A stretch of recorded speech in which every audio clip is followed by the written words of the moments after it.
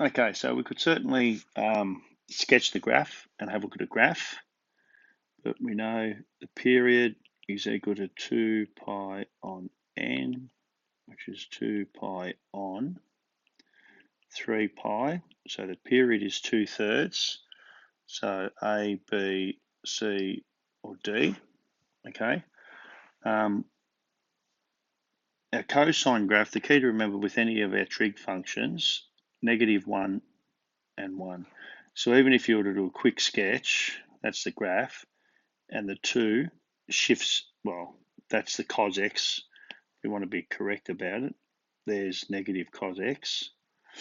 And then we're going to shift the whole thing up 2 units, so that -1 there becomes +1. That one there becomes 3. So we end up between 1 and 3. Okay? And there's our B. Where possible, I've just put in the calculator screenshot, find the maximal domain of the function, go to the graph, type it in, and there, what have we got? We've got from -infinity to -1, or from 1 to +infinity. Just matches off with that, okay? The average rate of change. I guess the key is to remember the average rate of change is y2 minus y1, x2 minus x1. So I guess I've put the function in there and just, I guess, typed in that. Well, initially I've got that sign there, which is why we didn't get an answer. But f of 3 minus f of 1, etc. Okay, is B. Simultaneous equations. Okay, so certainly we can go through the whole matrix approach. Okay, if I try to solve them on my calculator, remembering to put multiplication between the m and the x, I get there's my two answers. So when am I going to have a problem with these two answers? Okay, it's when m squared minus 9 is equal to 0. So in other words, I have a problem at m equal to plus or minus 3. Okay, so I can have everything except for -3 to 3, or -3 and 3, I should say. All right.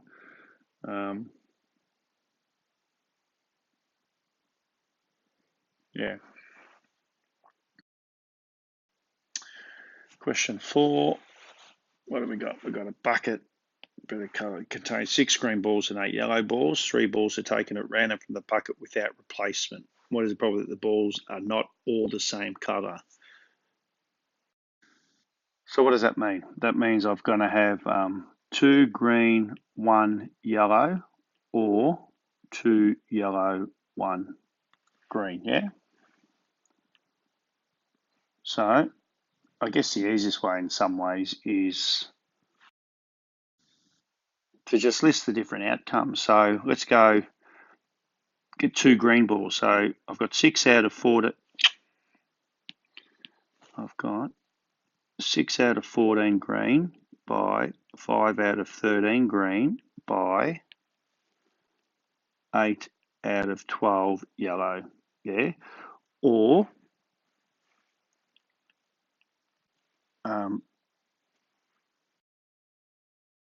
I can get 8 out of 14 yellow by 6 out of 13 green by 5 out of 12 green, or 6 out of 14 green by 8 out of 13 yellow by 5 out of 12 green. So if you have a look, there's 3 different ways I can get 2 green and a yellow. But have a look at the numbers on the bottom, 14, 13, 12 for all of them. And the numbers on the top are all 5, 8, and 6. Yeah, so these, it's just going to be 3 times this top row. 6 out of 14 by 5 out of 13 by 8 out of 12. And we'll put that into a calculator and get an answer. Is equal to 3, 15, 60 on 7 13s are 91, 182. Yeah? Or we decided we could get 2 yellow and 1 green. So if I want to get 2 yellow, that's 8 out of 14 by 7 out of 13 by 1 green, which is 6 out of 12. Using the same principle, I could multiply that by 3. So let's go 6 out of 12 is a half. 2 into 8 goes 4 times. 2 into 2 is twice. 2 into 14 is 7. 7 into 7 is 1. 7 into 7 is 1. So what's happened there? I get 2 by 1 by 1 by 3, which is 6 over 1 by 13, I think. Oh, geez, what's that there? Yeah, okay. So we end up with 6 on 13 plus 60 on 182. Well, I think and on our CAS, you sort of check that and we're going to get 72 on 91, which is what we're looking for. But once we've sort of set up these two sections here, just put it straight into your calculator. All right. Question 6, the graph of the function is reflected in the x-axis. So there's a couple of ways we can consider this. You see here that I've defined the function f of x here, all right, and then I've just applied the different translations as they occur. So reflected in the x-axis means my y value. So there's the reflected in the x-axis. Dilated by a factor of 2 from the x-axis, which means the y value gets multiplied. So that's that part there. And then we've got, and then translated 4 units to the left, which means it's x plus 4 in the bracket. Okay.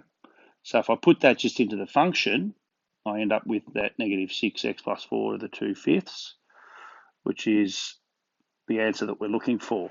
Of course, the alternative would be undo that. So we can sort of say x dash y dashed is equal to what? Reflected in the x-axis, we said the y value is negative.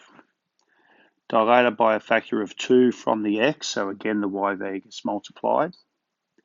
And then translated 4 units to the left, which means we have the x value has 4 units taken from it. So x dashed is equal to x minus 4, y dashed is equal to negative 2y. It means that x is equal to x dash plus 4, y is equal to negative a half y, dash that is. Substitute that into the rule that we've got, and I've got negative a half y is equal to 3 times x to the power of 2/5. So y is equal to negative 6 times x plus 4 to the 2/5, which is our same answer. All right, so it doesn't matter which method we approach it with, pick one and stay with it. To find our inverse function, we know that we have to swap the x and y values and solve. So that's what I've done here. I've swapped the x and the y values, solve it for y. So the calculator rearranges it to y equals. So that's my inverse function there. Y equals 1 minus e to the x on 4. Oh, there's only one of them like that. Okay. Then to confirm that, I got the domain of that function, which is just r, which matches off to that. So problem done. Okay. Question 8. Doesn't look like there's much calculator through here. An educator takes a large sample of customers, 95% constant interval for the portion that costs pay their bills at their date. Fair to be that. For the interval, the sample proportion is. Here is to remember that my confidence interval, don't forget that that's what is it? It's p hat, plus 1.96 times the standard deviation, etc., and p hat minus it. So p hat's in the middle. my sample proportion. So if I add these two values and divide by 2, I end up with 0.335. So that's the value that's in the middle, which is what my sample proportion is, the value in the middle. All right. Well, we should be able to do some work on the CAS here. So if we just solve that expression on our CAS, we can see here that that's what X is going to be equal to. A couple of important things. Make sure we multiply 2qx, 2q times x, okay? Now we can see that in here, here's our expression here. There's our q squared plus 4q plus 2. Q squared plus 4q plus 2, q squared plus 4q plus 2. So even though the term, so we need the term under the irrational sign to be positive, but because we've got a negative sign here, it means this part of it here has to be negative, okay? So if that section there is greater than 0, we'll get a negative underneath. So we're going to have no real roots if that expression underneath is greater than 0, all right? Because then we cause ourselves, that green section there becomes negative if the q squared plus 4q is positive, all right? So there's our answer. Continuous amount of variables normal is mean 15, standard deviation of 3. Mean 15, standard deviation of 3. So let's, so 15, 18, 21, 24. What's that? 12, 9, 6. All right, the continuous Z has a standard normal distribution. So the probability that Z is between -1 and 3, so 1 standard deviation below to 3 standard deviations above. So it's that section there, isn't it?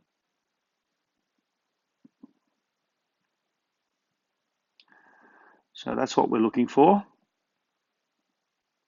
All right. So that statement there, so their statement of, I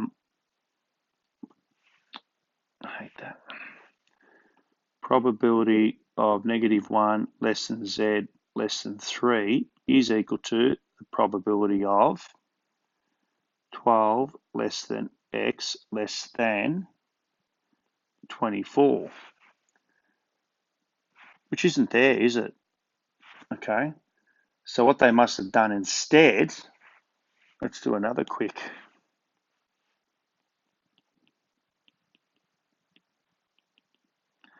One, two, three, 1, 2, 3. 3 above, 1 below. Well, that's exactly the same as, oops, as 3 below to 1 above. Yeah. So that's the same area. So that area in pink there, if I go 1, 2, 3 below, up to 1 above, that's going to be the same area.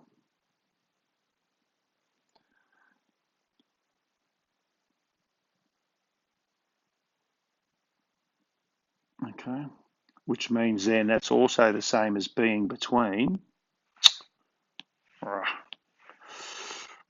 the same as between 6 is less than X, which is less than 18. Okay, so don't make the mistake of just picking the one that is closest, because they put these dodgy ones there for a reason. All right. Transformations applied. All right. Defined by maps a graph of. I don't know if there's an easy way. I think we just have to work it out. X dashed is equal to minus X minus 1. Y dashed is equal to Y minus 3. So let's work out that X is equal to negative X dash minus 1. y is equal to y dash plus 3. Now, maps the graph of that onto. So that's still the graph. So y, put y in for y dash. So into this rule here, I get y dash plus 3 is equal to 3 minus e negative 2 times whatever x happens to be minus x minus 1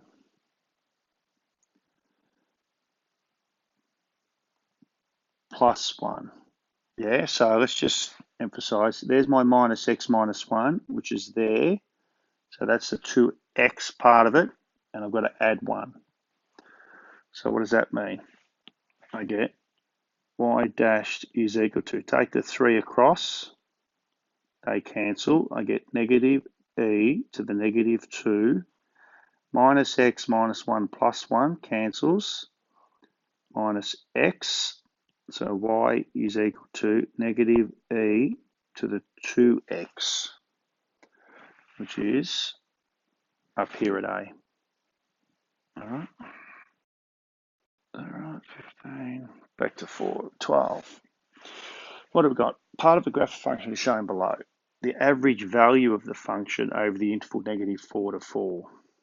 If we remember the rule for the average value of the function, okay, which is different to the average rate of change. The average value of the function, again, 1 over b minus a integral a to b f of x dx. Okay, so we could probably work it out that way and work out some equations of lines, all right? But I guess the key thing is here to remember, this is just telling me, I guess we call it the signed area. So that's the area under the curve, but add negatives together. Okay, we don't have to worry about splitting out above or below the function, above or below the line. So if we think about the area under the curve, there's 1, 2, 3 squares underneath, negative 3. There's 3 by 3 above it, so that's positive 9. So we just got to think about this little section in here. Not a very good line. So this little area here. So let's think about the equation of this line. So let's get a different color.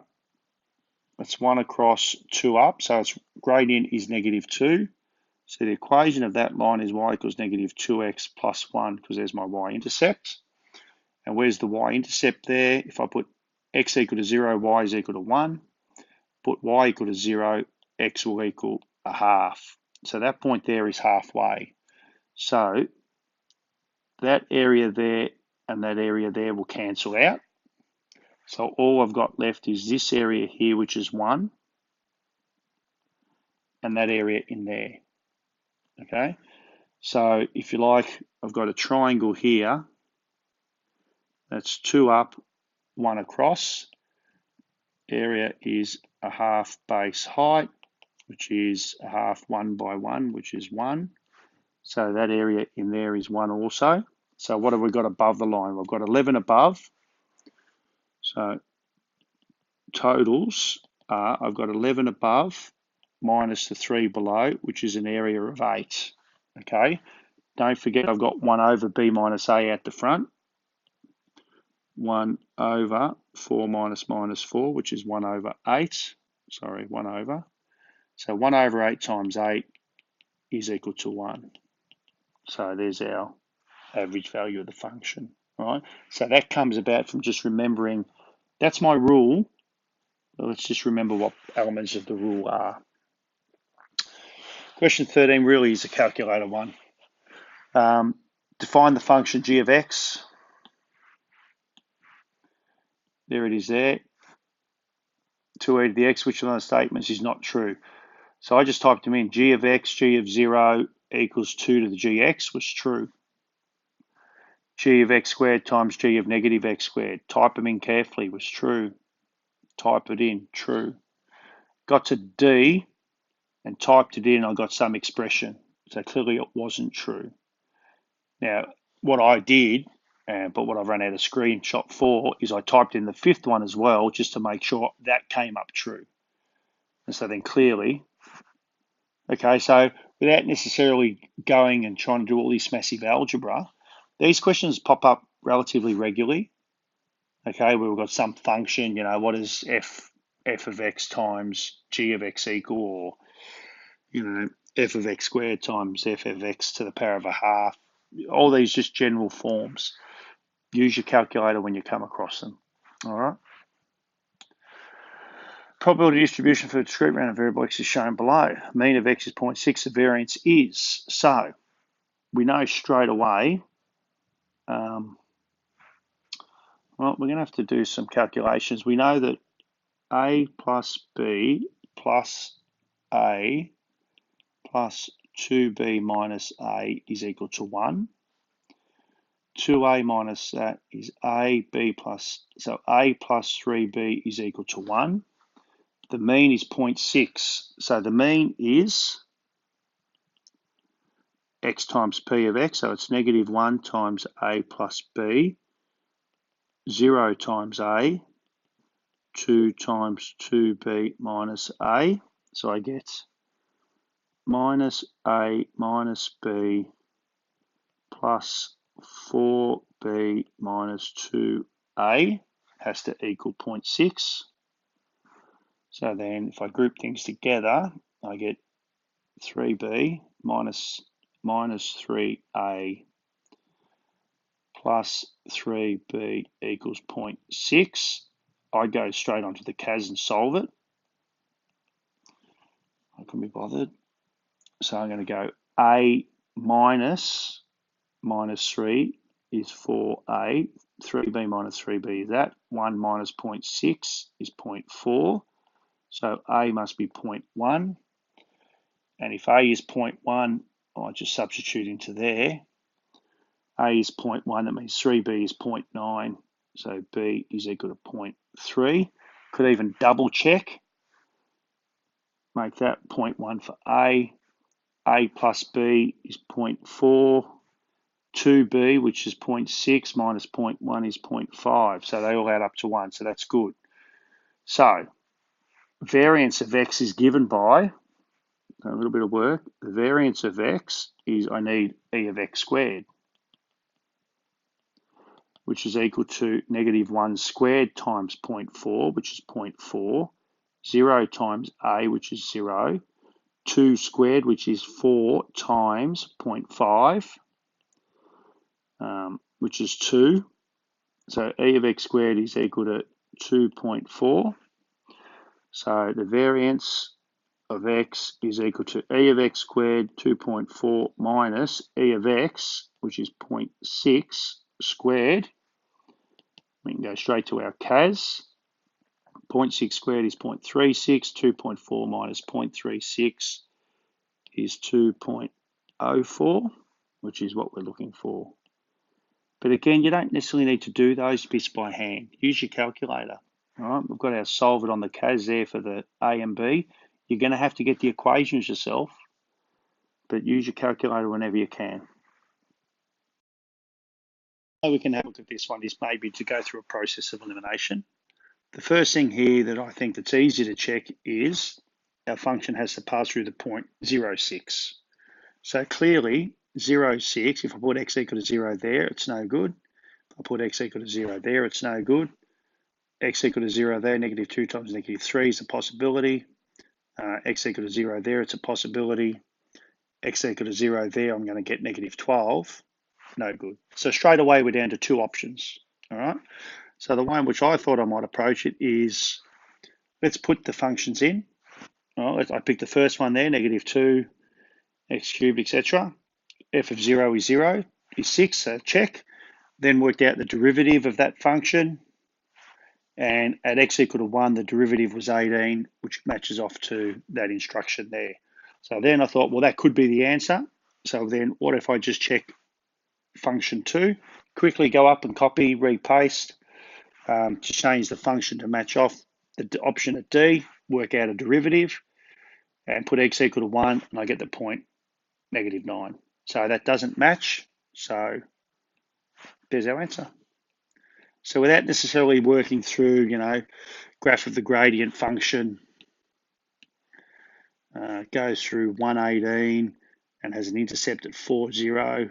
So the other one, that distance there is 3, so the other one must be out here at -2, and working backwards and all that sort of stuff. Just use our calculator to help eliminate the options. Let's have a look. Sample of 6 tertiary students. Random is a p hat is a random variable representing the proportion who live at home. If the probability of p hat equaling 0 is that, then we want to find the probability that p hat is less than 0.5. So I guess one of the first things that we're actually going to need to do is try and find out what p hat is. What is p? So probability that p is equal to 0, or p hat is equal to 0, means probability of p hat equaling 0 is, we're going to choose 6 people, get 0 results. Probability of success is p. Probability of failure is 1 minus p. And that's going to be equal to 1 over 15625.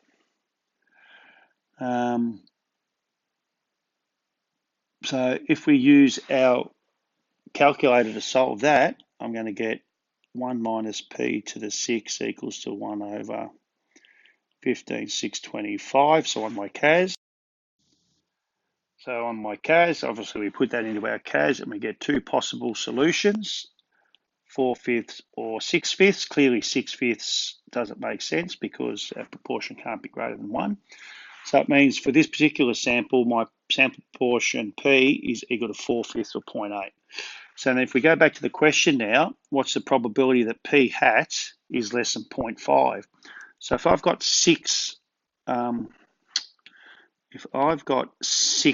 sample size, 3 would be equal to 0.5, and it's got to be less than it, so I can only have 0, 1, or 2. So there's my 0, 1, 2. There's my 4/5, 6 trials, 0.0169, which is 0.017. All right. All right, what have we got here? Leo's plays a game of chance, where his probability of winning the game is 0.25. 25. Independent of the other, so it's binomial. The probability of Leo winning at least one game is greater than 0.5. So probability of X being greater than or equal to 1 is equal to 0.85. Least number of games then that needs to be played is closest to. So this is one of those ones where we've got to have a certain number of trials, isn't it? So really what we want to do is we want to say 1 minus the probability that X is equal to 0 is less than 0.15. Yeah. So if we use the newer of the functions that we've got access to, the inverse binomial one, less than is the 0.5. My probability of success is 1/4, and I want 0 successes. We can see there that says I need to have 7 trials. Now, if you just want to make sure, because that's the other way we could do it, is just guess and check all of them.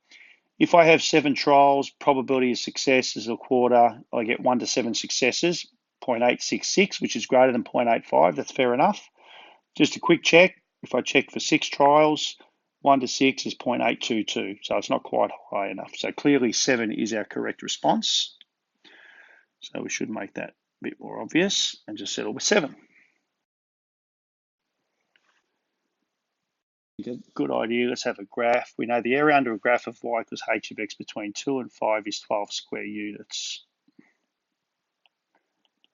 So between 2 and 5, that's 12 units. All right. The value of h over this interval is greater than 0. Okay, so that's above the axis. The area in square units under the graph of y equals 3 times h of x plus 2. So what happens to this graph? Okay, what happens to this graph here if I apply these transformations to it? So if we're looking for the area of 3 times h of x plus 2 dx between 2 and 5, is simply equal to, from 2 to 5, 3 times h of x dx plus the integral from 2 to 5, 2 dx. Well, we know that that expression there is 12, so we get 3 times 12 plus 2x evaluated between 5 and 2, which is 10 minus 2, which is equal to 6. So we get 36 plus 6, which is equal to 42 units. Okay, another way we might have considered approaching it is 3 times h of x means this everything is dilated by a factor of 3 from the axes. So if you like, it's almost like that. So let's treat it there, because then we'll call that our plus 2 has made it a bit higher. So this area here is 3 times bigger, and we've gone plus 2 higher. Okay, so that's 3, that's 2, which is 6 units there. So there's my 36 plus the 6 units to give me the total area. All right. All right. 1 to go, 2 to go. Function f of x is given by f of minus x, which means everything's symmetrical. That's what that means. Okay, it's like an x squared equals minus x squared. So what that means straight away is that area there, okay, is equal to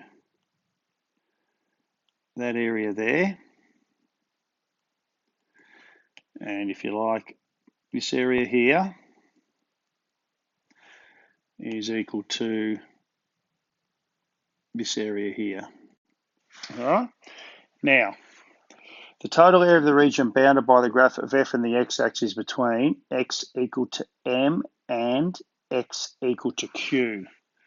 So we've got 2 negative areas here that have to be made positive, and we've got 2 positive areas here already.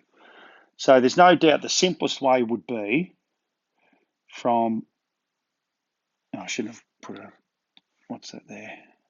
M to n. From m to n, let's make it a negative, f of x dx, plus from n to o, if you like, f of x dx. And if we multiplied all that by 2, we get our answer. Yeah?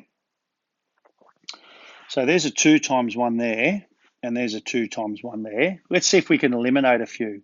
From P to N is that positive section. So we'll call that the red-blue section, plus 2 times from Q to P. From Q to P is that section, but that's negative. So really that would have to be a negative sign there. So that's no good. All right, so it looks like they've tried to do something here. From N to P, from N to P, so that's going to give me a negative sign there, isn't it? Because the terminal's the wrong way around. We've got a minus 2 times P to Q, so that would be positive, but this would be negative, so that's no good to us. What about the other one? That's N to M, f of x, n on top, so that's a negative answer. So I'm going to assume that's not going to give me the answer, I don't think. So now let's have a look at our 2 times 1s. Well, I can see what the answer is meant to be, C. Let's have a look to see if we can make it fit. Okay, P to M plus Q, that's interesting. So what's P to Q give me? From P to Q, well, that's going to give me, because the terminals, it should really be from P to Q normally. But if I do that, I get a negative. By doing from P to Q there, I get a positive. So this section here is that plus that, a positive. So now I need this section here. So I've got from P, I'll rub things out again. I've got from P to m plus q. From p to, well, both of them have got m plus q's, haven't they? So what's m plus q? Well, since everything is symmetrical, let's call that, if we called that -1, that would be +1. If I called that -3, that would be +3. So if I add q and m together, I'm going to get 0. So that's really the same as saying from p to 0. From p to 0 is that section there. If I multiply it by 2, I get both of them. So that looks right, doesn't it? All right. So you can see how you've just got to be really careful. The nice answer that we want is very rarely going to be there. All right. So you just got to look at the options that they present you with and just see which one fits. The final question. Lucky last. So find the area of the trapezium is the maximum when value of cos theta. All right. So the area of the trapezium. So the area of a trapezium is a half a plus b h. So that's u, that's 3u. So I need that length there, and I'm going to need that length there. So that's opposite. So that's u sine theta, and this one there is u cos theta, I would say. That looks reasonable enough. So area is equal to 1/2 u plus 3u plus u cos theta times h, which is u sine theta. So the area is equal to 1/2 of 4u plus u cos theta times u sine theta. A bit messy there, a lot of u's in there. So let's take that u with those u's out. So it's u squared on 2, 4 plus cos theta times sine theta. We know that a maximum occurs when dA d theta equals 0. So let's use my CAS.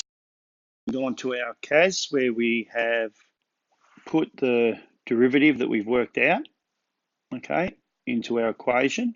So there's the derivative. Let's solve it equal to 0. And we can see here that we got the maximum occurs when cos inverse, when theta equals cos inverse of root 6 minus 2. So in other words, theta is equal to cos inverse of root 6 minus 2 on 2, which means then if I take the cos of both sides, cos theta is root 6 minus 2 on 2, which is our E. All right. So, you know, we see a few, I reckon a couple of these, we see them around. All right. You've got your area of a shape, you know, the area of a trapezium, it's on your formula sheet. Put in the values, you know how to do SOHCAHTOA. All right. Just work out the things that you need, the lengths that you need. All right. Multiple choice done.